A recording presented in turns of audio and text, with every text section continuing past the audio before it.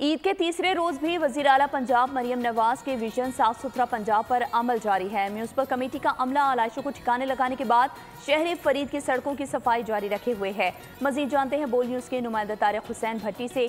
जी तारिक भट्टी, की तफसीलात से आगाह कीजिएगा।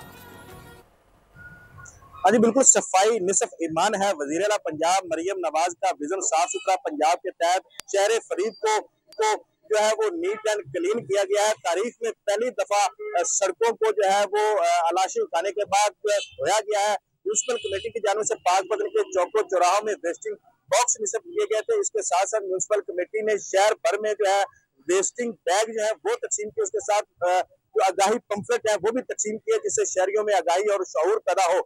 तो पाक पतन को जो है इस वक्त नीट एंड क्लीन बनाया गया है। पाक पतन की सड़कों को धोकर उनकी साइडों पर चूने की लाइनें जो है वो लगाई जा चुकी हैं। म्यूनिसिपल कमेटी और वजीर आला पंजाब के इस अमल को शहरियों ने जो वो खूब सराहा।